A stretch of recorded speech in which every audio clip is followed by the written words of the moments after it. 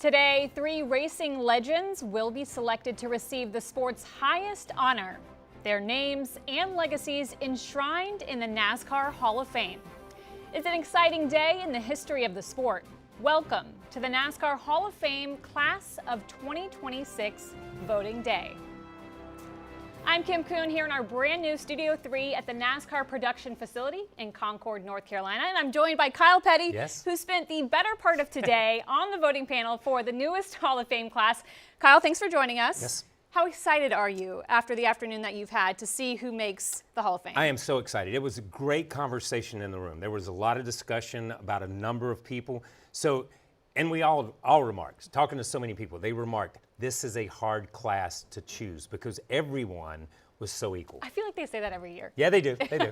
But it is absolutely correct because there are a lot of deserving names on the ballot each year. So let's take a look at the nominees. There are 15 total nominees for the class of 2026. As we look at the modern era ballot, 10 names on that ballot. 2 will make it to the Hall of Fame. Of note, Kurt Busch, the 2004 NASCAR Cup Series champion, joins the modern era ballot for the first time alongside Randy LaJoie, a 2-time champion in what is now known as the NASCAR Xfinity Series. And then as we move to the Pioneer ballot, 5 names on that ballot. 1 will make it to the Hall of Fame. Should be noted, Jake Elder, a 3-time NASCAR Cup Series championship crew chief, returns to the Pioneer ballot this year. And then, of course, the Landmark Award honors those who made significant contributions to the growth and esteem of NASCAR. Notably there, former president and general manager of Charlotte Motor Speedway, Humpy Wheeler, joining the Landmark Award ballot for the very first time. So a lot of fantastic nominees. What stands out? I know they're all good, but I guess maybe the bigger question is, when you went in today, did you know who you were voting for, or were you swayed? So both, honestly, because I did, in my mind, I knew who I wanted to vote for the Pioneer. I knew who I wanted to vote for the Landmark Award. And I was swayed a little bit. I was swayed a little bit through the conversation, because when you look at the Pioneers and you look at the Landmark, there's so many people in the room. Like Eddie Wood and my dad and Buddy Parrott and guys like that actually knew the Harry Hydes and the Les Richters and those guys, those people of the world, and they knew them, so they tell stories. And then you hear that and it's like, oh yeah, I forgot all about that. I forgot this part. I forgot he did this at Riverside. I forgot Harry Hyde did this, or whatever it may be. So listen, I'm a hardhead, but I can be swayed. You're one of the best storytellers in the sport, so I'm sure you had some good additions to the voting panel selection committee this afternoon. Well, we have a third member of our team, and she is located down at the NASCAR Hall of Fame in Charlotte. It's Shannon Spake. Shannon, it's an exciting time. What's the atmosphere as people are literally on the edge of their seats before this announcement? Kim, I'm looking around this space right now. You've got Richard Petty, Jimmy Johnson, Donnie Allison, Humpy Wheeler. It's amazing to see everybody in one room. And I will tell you, we might have a surprise today, because I talked to one panelist. I asked him, I said, when you were in there, did you feel like when you walked out, you knew who was going to be nominated or who was going to make the Hall of Fame? And he said he felt like it was up in the air. So we'll have to see in just a few minutes. It took just over 2 hours for the panelists to figure out who they were going to send to the Hall of Fame. Started around 1:30, ended just after 3:30. I heard there were some great conversations, as you just heard Kyle Petty mention. The folks that were in the room, about 48 people, some journalists, some past drivers, past champions, past team owners. Of course, the France family was very well represented. And I did talk to Marty Smith from ESPN, who's on the panel. He told me that being part of this is one of the highlights of his career and his life. And of course, today, someone else's life is going to change. Kim? Awesome. Thanks, Shannon. We'll hear more from her coming up shortly. She talked about that voting panel. Also remember, one of those ballots comes from a nationwide fan vote. How important is it that we tap into what the fans want for this? So I think it's critical. I know the Hall of Fame is for the competitors and are about the competitors and what goes on the racetrack, but it's really for the fans, because there are no Hall of Famers without the fans. They need a vote. I know. Kyle and I were talking, and we're so curious to know what that fan ballot looked like, because we don't know what the representation is. Maybe it's young fans, maybe it's old, maybe it's a mix. Yeah, I would love to see who they voted for compared to the people in the room who think they know the sport and who they voted for. All right, well, it's the time that you've been waiting for. It's time to find out who joins the NASCAR Hall of Fame class of 2026. So let's head back down to Charlotte, North Carolina for the announcement. Welcome, everyone. I am Mike Ford of NASCAR Communications, and thank you for joining us at the NASCAR Hall of Fame here in Uptown Charlotte. And a very special thank you to our fans watching on the NASCAR channel on Tubi, NASCAR.com, YouTube, X, Facebook, and listening on SiriusXM NASCAR Radio. Earlier today, the voting panel reviewed, discussed, and voted for the NASCAR Hall of Fame class of 2026 and the Landmark Award for Outstanding Contributions to NASCAR. The accounting firm EY tabulated the ballots and have envelopes with the name of the class of 2026. We'd like to thank the voting panel for their efforts in selecting this class, as well as our passionate fans that participated via the NASCAR.com fan vote. And now, without further ado, to introduce the NASCAR Hall of Fame class of 2026 and the Landmark Award recipient, please welcome NASCAR Commissioner Steve Phelps.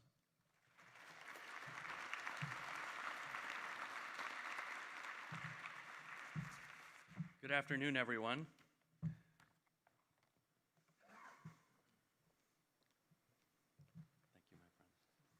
you, my friend. The Landmark Award for Outstanding Contributions to NASCAR honor those who have made significant impact to the growth and success of the sport, and often their tremendous efforts were made outside of a race car.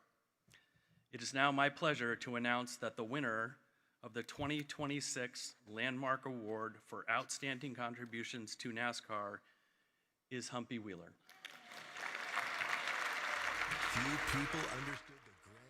Few people understood the grand spectacle of NASCAR better than H.A. Humpy Wheeler. For 33 years, he was racing's foremost track promoter, bringing a sense of scale, wonder, and imagination to events at Charlotte Motor Speedway. And here from the Firestone Racing Division is Humpy Wheeler. In the late 1960s, Wheeler became the director of Firestone Tire's motorsports program before landing the job of president and general manager of Charlotte Motor Speedway in 1975. From there, he became the face of the Speedway and revolutionized the way fans experienced NASCAR. Wheeler's signature initiatives were modernizing facilities and amenities, as well as the pre-race events he staged to drive fan engagement. From flying school buses and boxing matches to Robosaurus and military exercises, the stunts, as Wheeler loved to call them, gave fans just another reason to buy race tickets. It fit the audience. It's like stunts. They love stunts. You need to do some crazy stuff. It's just making sure the person really has that extra good time. Most important thing that we're doing is putting a little Technicolor in people's lives. In 1992, he revolutionized night racing, leading a project to make Charlotte the first track of its size to run a race under the lights, revitalizing the All-Star race under the promotional banner, One Hot Night. They have crashed into turn number 1, and Davey Allison is in a shower of sparks. Wheeler had a big personality and was an outspoken observer of NASCAR at large, sharing opinions on what the sport's future should hold, as well as who's likely to win the upcoming race at his track. He was also close with many drivers, offering advice and friendship as they navigated their careers. How you got things started out? Yeah, that makes the phone sound like the old days, wasn't it? Yeah. Humpy Wheeler was a true showman and a larger-than-life presence in the story of NASCAR. Congratulations, Humpy.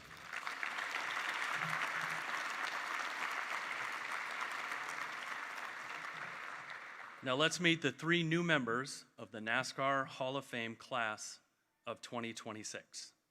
Thank you.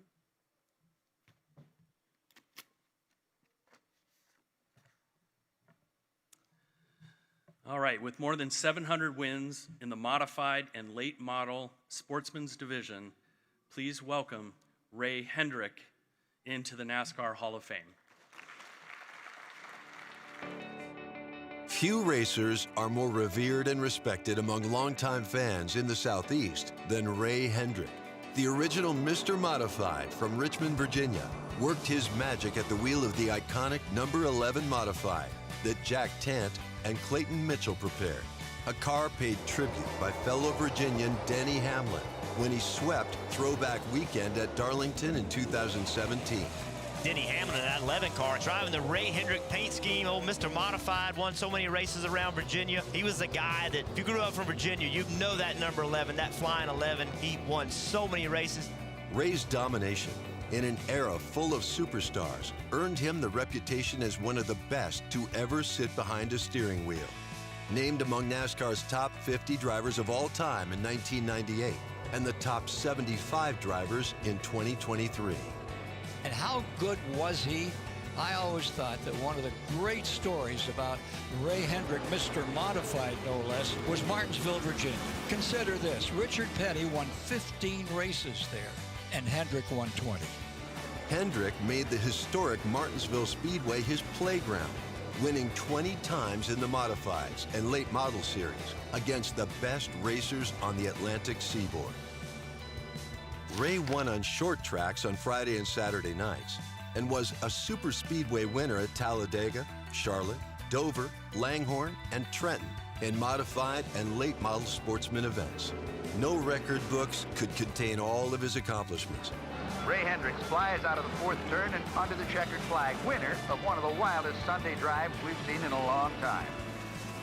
It is estimated that he won over 700 NASCAR modified and late model sportsman series races in his 35-year career. Ray Hendrick has been inducted into the Virginia Motorsports Hall of Fame, the NMPA Hall of Fame, and the International Motorsports Hall of Fame, fitting tributes to his lasting legacy.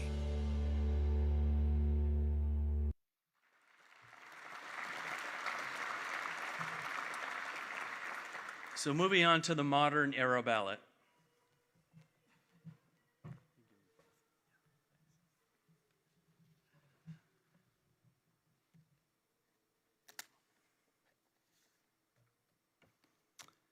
He is a two-time Southern 500 winner and one of the most popular drivers during his remarkable career.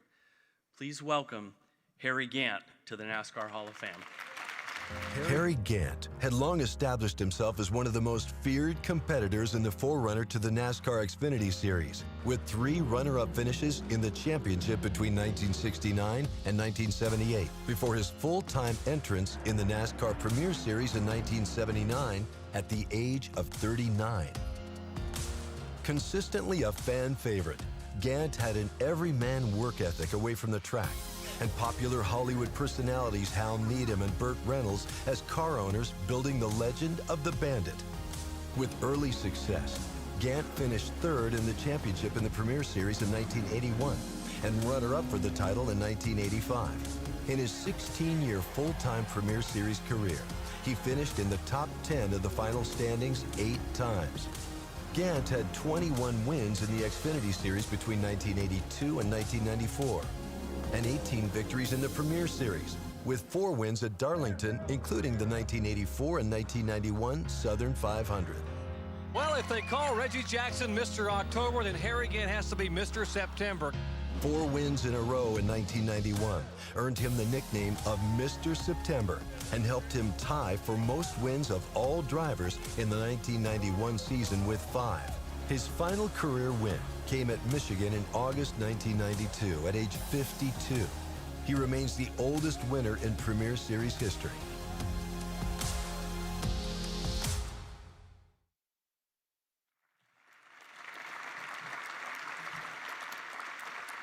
And finally,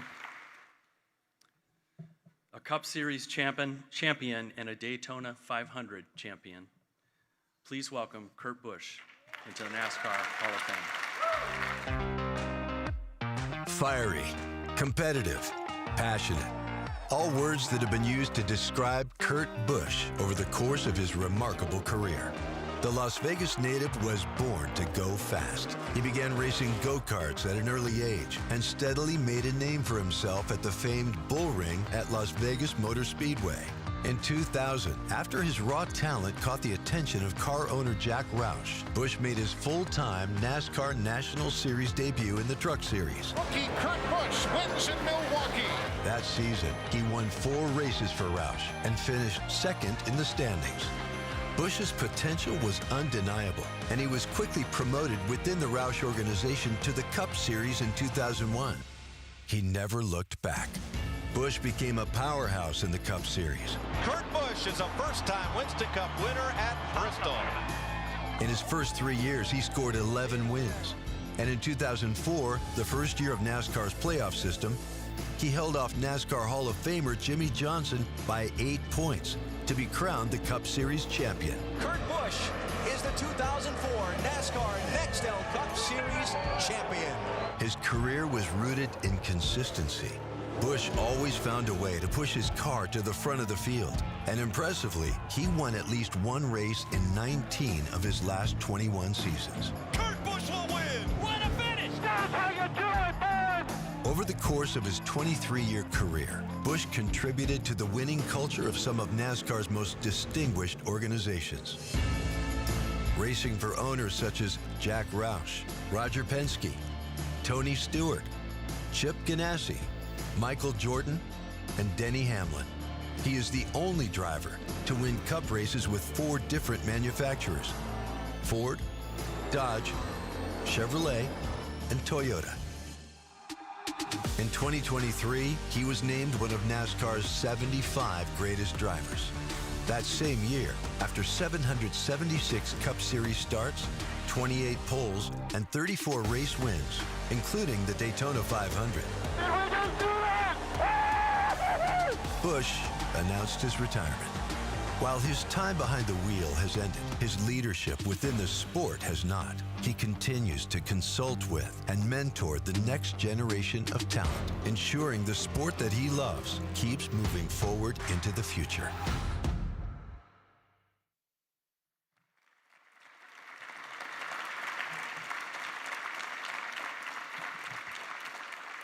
So congratulations again to Humpy, to Ray, to Harry, and to Kurt.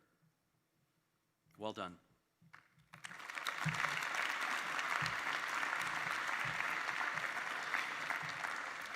Thank you, Steve, and congratulations to the NASCAR Hall of Fame class of 2026 and the Landmark Award winner. They will officially be enshrined into the NASCAR Hall of Fame during the induction ceremony on Friday, January 23rd, 2026. This concludes today's formal announcement. Thank you for your attendance. And again, to the fans watching or listening on TV or radio, thank you for tuning in. Don't miss the Coca-Cola 600 at Charlotte Motor Speedway, Sunday at 6 p.m., live on Prime Video. Have a great night, everybody.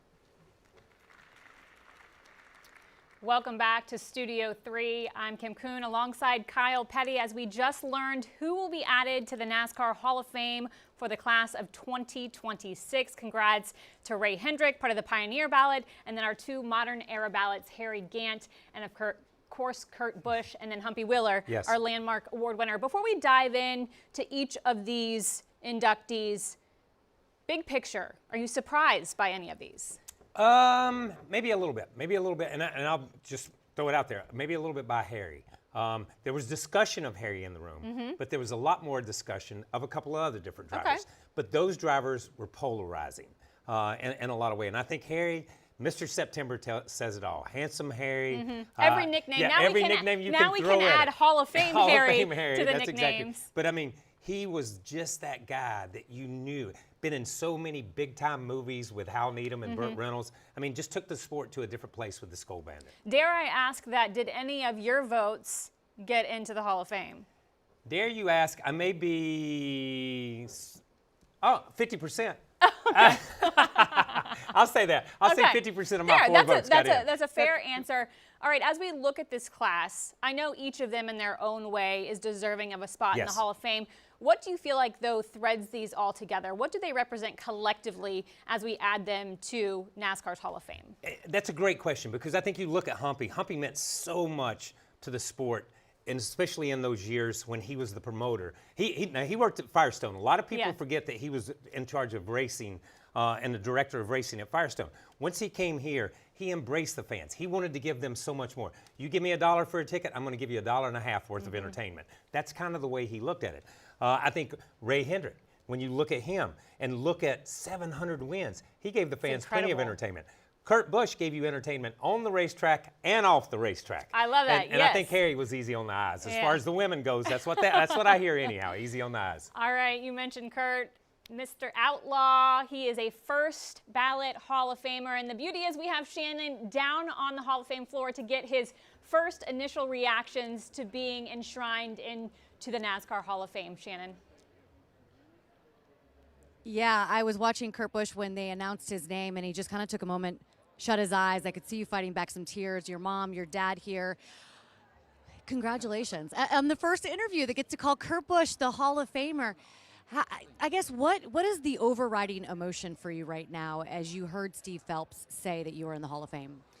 You know, I had to go like into racer mode. I had to kind of stay focused on the emotions of it, but also you're listening to all of the statistics and all of the heroes that I looked up to and raced against, and the ones that are on the ballot with me. Everyone's deserving, and I was fingers crossed hoping that it would happen. But either way, I would still be here to celebrate our past, our present, and our future. And now to be in the Hall of Fame, I mean, I'm just a blue-collar kid out of Vegas where my dad would give me a list of car parts to go and get from the junkyard. And then when he realized that I paid too much one time, he had to go to the junkyard and sweat that guy. But we were just finding car parts, and Mom worked extra jobs to put gas and tires on the cars, and it was just a family operation of fun. We never expected it to be a professional type of thing. Yeah, how cool that they're here with you. In this sport, we are always looking ahead. And as you've gone through this process of being, you know, on the nomination and now getting inducted, how much has this forced you to kind of look back to that 22-year-old who jumped in that car at Dover and made your first start in the NASCAR Cup Series? That's what I've been doing on social media, was a trip down memory lane for, you know, older fans or new fans on this is the ups and downs of my career. And, you know, there was the tough moments early on, because just think of this. This is what I want people to digest, and they'll hear this at the speech when it happens in January, I believe I just learned. I was racing a Legends car around the Bull Ring in 1999, September of 2000, I'm in Jack Roush's Cup car qualifying 10th with Jeff Gordon next to me, Dale Sr. behind me. Legend car to Cup. That's how to Hall of Fame. That's how fast. No, thank you. That's why I wasn't ready for the big time.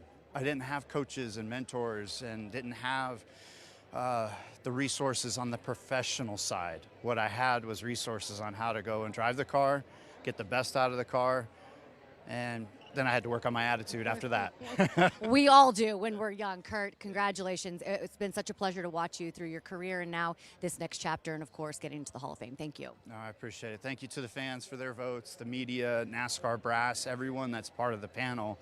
I never knew who was on the panel, but it was just like, well, I'm sure I've had my run-ins, but I'm sure the statistics will help bury me and dig me out of it. Kyle Petty, what do you think? Kyle Petty was on the panel. Maybe he has a couple things to say about that. I never had any run-ins with Kurt, so that's a good part. But it was funny, and the discussions in the room were some of the media said, you know, I've had a hot-headed Kurt Busch and done an interview with him. But that doesn't take away from 34 wins, a Daytona 500, a championship. A championship is so huge, especially when it comes to this. And, you know, what I liked about that when they showed the shot of him was family.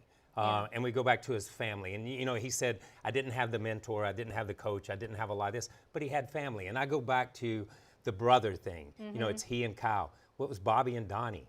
Well, it was Phil Parsons and Benny Parsons. It's Michael and Daryl. I mean, there's been so many brother teams. This brother team has been more successful than just about any of them. You joke that you didn't have any run-ins with Kurt, but he was one that was not afraid to challenge the status quo. And he told Shannon, you know, he thinks about the ups and downs of his career. And as we look at his Cup Series career, he raced for a lot of different teams, but he inevitably became the guy that you wanted to vet your race team. For sure. Is that a fair assessment? For sure. Let's look. You know, he came to Roush, he won races. He went to Penske, he won races. But he went places that hadn't really been known as winners, and he won races. He won races at 2311 when they first started. He won races at Front Row before Martin Truex came along, before that. So when you look at it, he could evaluate a team, evaluate a car, and move it to a different level. He was the kind of driver that could elevate a team on any given Sunday. Now, we all go crazy inside our helmets sometimes, and we do. We just scream at everybody. But when Kurt was doing that, He was moving the ball forward. He was helping things the better. team, making things better. You can argue a lot of things about Kurt Busch, but you can't argue his love for the sport and his passion for driving a race car. And that's only matched by his ability to drive a race car. I cannot wait to hear some of the stories Oh. that his brother Kyle has on induction day about the If two. he's smart, he won't invite Kyle. That's probably fair. All right, let's head back down to the Hall of Fame, check back in with Shannon to get some other reactions to what we just heard in the announcement. Yeah, so 700 modified wins for Ray Hendrick. That's what we heard Steve Phelps mention. And, of course, now he is a Hall of Famer. These are his grandsons, Ray and Chuck. Just when you hear his name come out of Steve Phelps' mouth, what did you think? It's incredible. We're just honored as a family. Thankful for the Hall of Fame for inducting him, and everybody that supported us through all this. And it's been a long time coming, but we're happy. What was this day like for you? Just amazing. It's just a cherry on the top right now, that's for sure. Just so appreciative. You did tell me that you got to see your grandfather race one time when you were younger. What was that experience like? It was great. He raced my father's car at South Boston Speedway. I was 12 years old, and just to get it to see him and remember seeing him was just incredible, because you hear the stories your whole life. I've grown up knowing his stories, hearing about all the wins and everything. So it was nice to just see him on the track. It was wonderful. There There are some panelists in there who are very strong in their conviction to have the modifieds part of the Hall of Fame every single year. What do you have to say to those men and women who stood up today and pled their case for your grandfather to get into the Hall of Fame? Thank you very much for all y'all did and all the votes. We appreciate it greatly. Thank you, guys. Congratulations. We'll see you at the induction. Back to you, Kim. Great to hear from Ray and Chuck, grandsons of Ray Hendrick. Yeah. Shannon touched on it a little bit, but I want to dive a little deeper. This isn't just about the NASCAR right. Cup Series. Ray was Mr. Modified. Yes. Modified wins, late model wins. Why is it so crucial that we don't leave that section of legends behind when we're honoring people in the Hall of Fame? Because it's the NASCAR Hall of Fame. It doesn't say it's the Cup Hall of Fame. It's the NASCAR Hall of Fame. So when you look at the divisions, and we look at the modifieds, and we look at what was known as the sportsman or local grassroots racing, and we look at the Busch, which was now Xfinity, and the trucks and the Cup, that's all inclusive. The only people we don't have in the Hall of Fame right now, Bob Welborn was nominated this year. He was a convertible champion. So NASCAR had a convertible series for a number of years, and he was the champion 3 years in a row. So that's the only group that's missing right now. But you must be inclusive. We talked about the fans earlier. That brings the modified fans and say, hey, I'm going to that Hall of Fame. I know about Richard Petty. I know about these other people, but I want my guy. I want Ray. I want Richie Evans. I want Jerry Cook. I want these guys. I want to go see that. As we look at Shannon, she is down in the Hall of Fame. Looks like she's caught up with Humpy. Congratulations on the Landmark Award. Let's hear what his reaction was. Get the blue in there. Get the blue in there? That's what the Hall of Famer said. Why do you say that? Yeah, It's all about the blue. Yeah, it's all about the blue. It's all about the blue. Stunts. That is what, first of all, congratulations, sir. It is such an honor and so good to see you. Well, it's very humbling for me because I've been in this business literally since I was 12, 5, very young. You've been doing this forever. 6. 6. We had the first race at the community house across from my house in Belmont, and it was fun, and I promoted it. You've done so many great things, all the stunts, and I loved looking around the room when they were showing that sizzle reel and just everybody enjoying it, laughing, seeing how much joy you brought to so many race fans and so many people in this community, and that is certainly what defines Humpy Wheeler. What do you think about that? Well, that's what makes racing, is people that step up and say, hey, we're going to have some fun this afternoon or tonight. And that's what I wanted to do. And I thank all the fans for coming out and seeing my stuff, plus everybody else's stuff in NASCAR. It wasn't just me. It took a lot of people to get this sport where it is. So thank you so much. Well, you certainly changed the at-race experience for everybody. So many great memories. I know your family is here with you, so congratulations, sir. Hall of Famer, Humpy Wheeler. Kim? So exciting for Humpy as well as his family and for the sport. Yes. Humpy is and was a showman. Yes, he was a showman. And look, we talk about drivers. You know, we have great drivers, and you don't have great drivers without great owners. Bruton Smith and Humpy Wheeler were a great team. Bruton allowed Humpy to work his magic. We saw the picture when he had the turban on and he was reading the tea leaves, and he used to pick the winners and do strange things. We had a Humpy bumper. He was going to change the sport. As a matter of fact, the Humpy bumper is in the sport right now. But as we do different things, he always had an eye on the day and one eye on tomorrow. Yeah. And when he lit Charlotte Motor Speedway, when they came up with that, it was like something out of a Star Wars movie, out of a futuristic movie. Nobody thought it could happen, but it was Humpy's idea, Humpy's dream, and it came to fruition. It changed the sport, too. Changed the and sport now, forever. Bob Pockris might curse Humpy for it, Yes. for the number of times that he gets asked, does this track have lights? But we talk about the showman and some of the antics and Yes. stuff, but more so than that, he really did contribute to the evolution of the sport. Yeah, he moved the ball, and that's what you asked for out of a Hall of Famer. You asked them to move the sport forward, and all of our inductees this year have moved the sport forward in some way, shape, or form. Humpy took a racetrack here in Charlotte and made it a show place. Made it a show place with the Speedway Club, with the condos, with the way they World-class treat facility. world-class facility. I mean, people came from all over to say, "Oh my gosh, look at this!" And Charlotte has it right here, and it's because of Humpy and because of Bruton and the way it was. But then he took that again and he put on those shows, and he honored the military, and he did so much. So when you look back on it, he didn't just say, "Hey, come buy a ticket and watch a race." He said, "Come buy a ticket. Let's see a show. Let's watch a race. Let's be entertained, and come back next year." And 99% of the people that came once came again. Do you have a favorite Humpy story that you're going to save for induction day? Yeah. Or you can tease us with? No, I'm not gonna. I'm not. I got too many Humpy stories. Let me just go ahead and say that. How many of them are safe for us to hear is the question. Are we streaming? If we're streaming, I can go.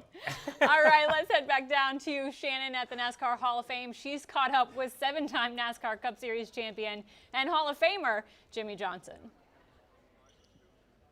That's right. Listen, it's not a party until Jimmie Johnson gets here. So the party has officially started for the Hall of Fame here in downtown Charlotte. You were sitting in the audience. I saw you kind of react, especially to Humpy, because of all the experience and all the wins that you got at Charlotte Motor Speedway. But when you look at this class as a whole, what are your thoughts? Amazing class, and it is so hard knowing the names that are on the ballot and my own personal emotional ties to many. And we all have opinions of who we think should go in, but I feel like we have an amazing class. Three I know or knew. Ray, unfortunately, I didn't have a chance to cross paths with him, but I grew up watching Harry Gant, of course, raced against Kurt. There's just so many neat elements to this, including Humpy. I was going to share a quick story. When I first moved to North Carolina, Humpy had this workout routine, and he used to train some drivers. And so I went to this gym that all the guys went to, and Humpy was big into boxing. And I boxed with him twice, and the second time he beat me up so bad that I didn't want to come back and go through it anymore. So I've literally had Humpy Wheeler punch me in the face. Any black eyes? Like, did he? Oh yeah, he got me. He kept telling me to drop my arms, and he was going to hit me in the stomach. When I do that, he'd hit me in the face. And then I raised my hands up, and he hit me in the gut so hard, knocked the wind out of me, and I was mad, and I punched him.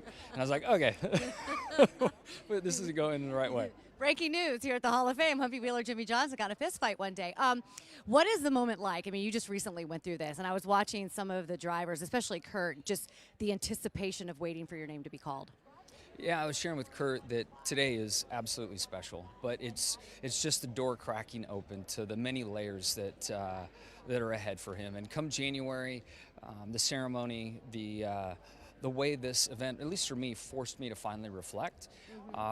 It just opened up things in a different way and was literally one of the most memorable moments I've had in my professional career.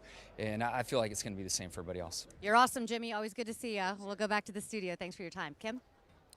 Thanks, Shannon, for getting all the beat down at the NASCAR Hall of Fame. Jimmie looking sporty in his blue Yes, he jacket. is. All three of our newest inductees will get those come January. Yeah, and wear them with pride. Everybody, the guys that are on the voting panel that walked into the room, Ricky Rudds and the Rusty Wallaces, and they wore their Hall of Fame jackets. And that's such an honor when you see somebody walk in a room with that jacket.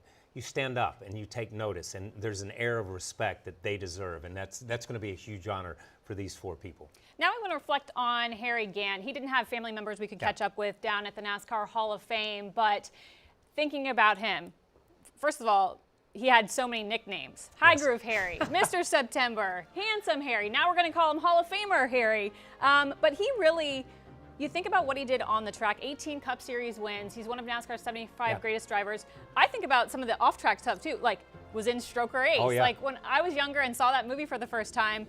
So it's just such a unique addition to the Hall of Fame. Yeah, honestly, he should have an Oscar along with this Hall of Fame nomination for that movie that's alone. That's not the only movie he's been in either. That's true. I think he was in Cannonball Run too. But here's what amazes me about this whole group is, okay, so we've got Earnhardt Sr., we've got Terry Labonte, and now we've got Harry Gant. That's the rookie class of 1979 for the Cup Series. Jeff Bodine's the next one. When we get Jeff Bodine in, it'll be almost the entire class. That was an amazing year. So Harry came along at a time when the competition was high, the competition was tough. And Harry struggled that first year, got a ride with Race Hill Farms, won races, went on to get the Skull Bandit car, and that's who he's forever going to be. He is always going to be the Skull Bandit. He is always going to be the Bandit. But Harry had, he would say, and I like to laugh about this, we all used to laugh about it, because he would run Ed Whitaker's car on Saturdays at Bristol in the Busch race at the time. And you'd ask him, where are you running that race for, Harry? And he's like, I'm going to go out here and show these old high school boys how to get it done. And he'd go out there and kick their butt 6 ways from Sunday. But he could do it on Sunday, on Saturday, but he could do it on Sunday too. And one of the toughest men, saw him at Darlington one time. He'd been in a wreck at Charlotte when he was over here testing. And he couldn't practice. They set him in the car, and he went out and rode around real slow just so he could qualify.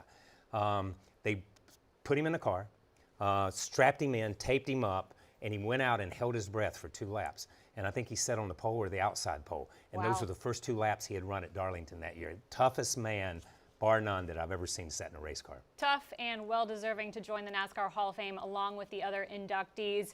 As we think ahead to January, the stories that are going to unfold, what most excites you and what do you hope to learn that you may not already know about our inductees? It's going to be interesting. There's always something. I'm very blessed. I get to do that fireside chat thing and bring up some of their friends, and it's as much like a roast as it is like a chat. But I say this, and Jimmy spoke to it, and I think we're going to hear it from these guys when they stand at the podium that night. Eddie Wood in the room today told a story about when Glenn Wood was inducted into the Hall of Fame. Glenn had won the last sportsman race on the beach at Daytona in 1958. Glenn Wood went on to be a champion car owner. Glenn Wood had David Pearson. They won Daytona 500s with A.J. Foyt and all these people. Did so much. He said the moment they put that jacket on him and inducted him into the Hall of Fame, it changed his life. Wow. Of everything that had happened to Glenn Wood, being in the Hall of Fame changed his life. And I think that's what Jimmy was trying to say. This moment and this honor will change your life. In some way, it will change your life. And I think that's what these guys have to look forward to. We have to look forward to the joy that we see, the stories that we hear, and being able to, these guys are being immortalized forever in the Hall of Fame. But for these guys, it'll be a huge, huge moment for them. Well, we appreciate the insight, and we appreciate you watching this afternoon. I'm Kim Kuhn. He's Kyle Petty. Shannon Spake was down at the NASCAR Hall of Fame. Again, congratulations to the class of 2026, Ray Hendrick, Harry Gant, Kurt Busch, and our landmark award winner, Humpy Wheeler. Don't forget, be sure to tune in to the class of 2026 induction ceremony that happens Friday, January 23rd, 2026.